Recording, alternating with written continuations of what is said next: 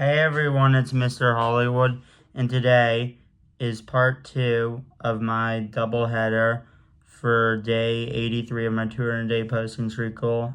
This is day 3 out of 5 of my doubleheaders, and today I'm doing my top 20 MLB players of the 1970s.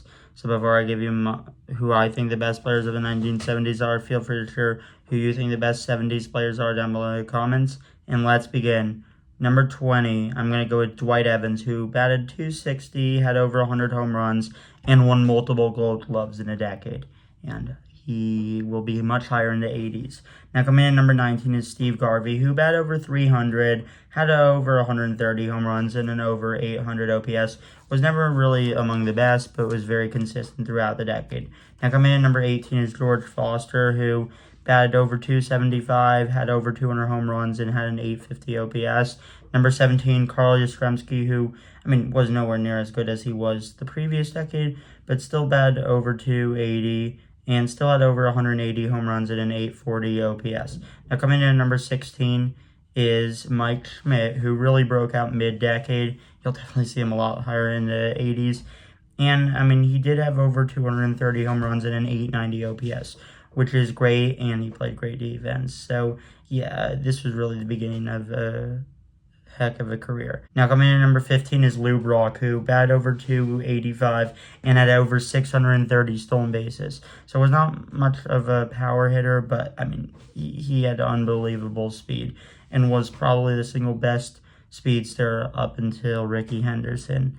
Now, coming in at number 14 is Jaylord Perry, who had a sub-3 ERA and almost 1,800 strikeouts. Now, coming in at number 13, I'm going to go with Bobby Bonds, who had over 260 home runs during the decade, had over 330 stolen bases, and had it over an 800 OPS. Now, coming in at number 12, I'm going to go with Steve Carlton, who had a sub-3.2 ERA and had over 2,100 strikeouts. Now, coming in at number 11, I'm going to go with Bert Blyleven, who had a sub-3 ERA and over 2,000 strikeouts. Now, coming in at number 10, I'm going to go with Reggie Jackson, who had over 290 home runs, had over 120 stolen bases, and had an over 880 OPS. Now, coming in at number 9, I'm going to go with Jim Palmer, who had a sub-2.6 ERA and over 1,400 strikeouts. Now, coming in at number 8, I'm going to go with Carlton Fisk, who had over a .270 average, had over 140 home runs, and over 840 OPS, which is great for a catcher. Now, coming in at number 7 is Willie Stargell, who had almost 300 home runs and over 920 OPS, and he capped off what was an amazing decade by winning MVP, NLCS MVP, and World Series MVP on the 1979 Pirates. Now, coming in number 6 is Rod Carew, who batted over .340, had almost a 900 OPS, and over 140 stolen bases, and won 6 batting titles. Yeah, Rod Carew was one of the best contact hitters of, I would really say of all time, but certainly of this generation. Now, coming in at number 5 is Johnny Bench, who had almost 300 home runs and over an 850 OPS and won a Gold Glove every year this decade. Yeah, Johnny Bench, he was the absolute best catcher up until Mike Piazza, in my opinion. Some would say of all time. I think Mike Piazza is the best catcher of all time. But Johnny Bench, he completely set the new standard for catchers. And yeah, he is number 5 of the decade. Number 4 is Joe Morgan, who had over a .275 average, had over an 870 OPS, had 170 home runs, and had over 480 stolen bases, almost 500, and won multiple Gold Gloves during the decade. And even though, his entire career wasn't exactly on this rate, his run in the mid-70s, early to mid-70s, is the best run anyone's ever seen by a second baseman. I think that was the greatest prime by a second baseman. I don't think he's the greatest second baseman of all time, but just in terms of prime, I don't think there's ever been a second baseman who's had a better prime. And yeah, Joe Morgan in the mid-70s was something else. And my dad's first ever dog was actually named after Joe Morgan. So shout out to my dad's dog, Morgan, who was born in 1973. So actually before Joe Morgan's 2 MVPs. But yes, Joe Morgan, number 4. Number 3, I'm going to go with Pete Rose. Over 2,000 hits. Had a .318 average during the decade.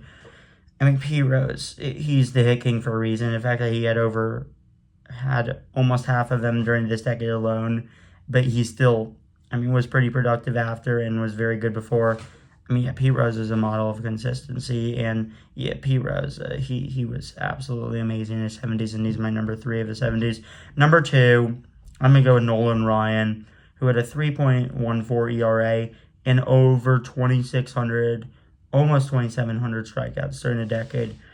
Yeah, Nolan Ryan, he was absolutely amazing, and he is the number 2 pitcher of the decade. But coming in at number 1, I'm going to go with Tom Seaver, who had a 2.55 ERA and over 2,300 strikeouts during a decade.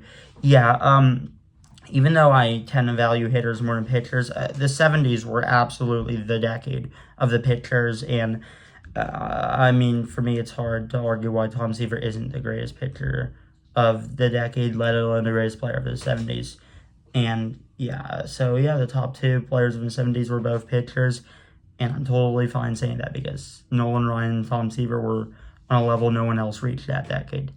Now, thanks for watching. Feel free to share who you think are the best players of the 70s down below in the comments. And this is part 2 of my doubleheader on day 3 out of 5 on my doubleheaders and day 83 of my 200-day posting streak goal. Now, thanks for watching, and peace out.